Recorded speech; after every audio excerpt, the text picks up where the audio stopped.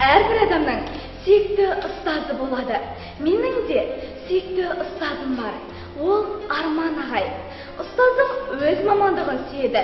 Сабаққа жан-жақты дайындықпен келіп, өз адамгершілігімен, шеберлігімен және де қарапайымдылықпен бізді баурап алды. Компьютердің барлық қыр-сырын жетік меңгерген озық ойлы жан.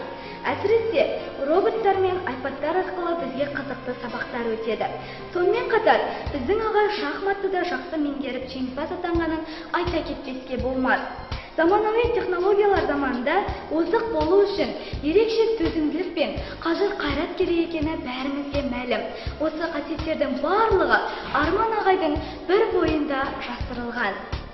Мен ағайдың бейнесіне қарағанда адамгершіліктің ең жоғарғы бейнесін көремін. Ағайымның лаулаған жалыны әр жүрекке жылулық пен қажыр-қайрат беретін қайнар бұлақтың көзі деп білемін. Ол біз үшін тырмысып, жан аямай күрескен, өз бойындағы пенделігін жоя білген жан. Ол өзінің бар күнін, бүкіл өмірін бала тәрбиесіне сарп етуге бел буған жан. Ұстаздан шәкірт озар дегендей, мен де ағайымның есімін өз жетістіктерімен биіктен көрсетуге уәде беремін.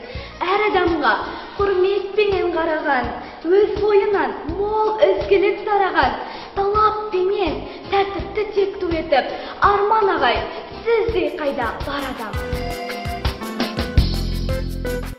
Өздеріңді қуанып, көріп бұл күн, сөздеріңді болаттай беріп қылдым.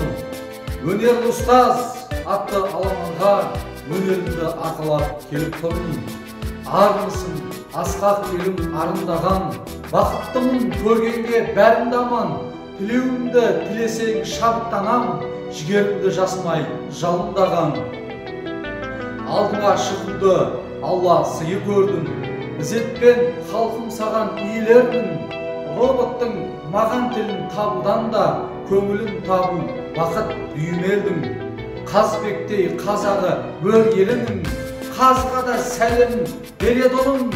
Әйтекедей әділ боп сайысқа төлелерде жасайтын төрелігін. Қарсыластың бәрі де жолдас еді, қарыштаймыз қазақтың қолдас елі.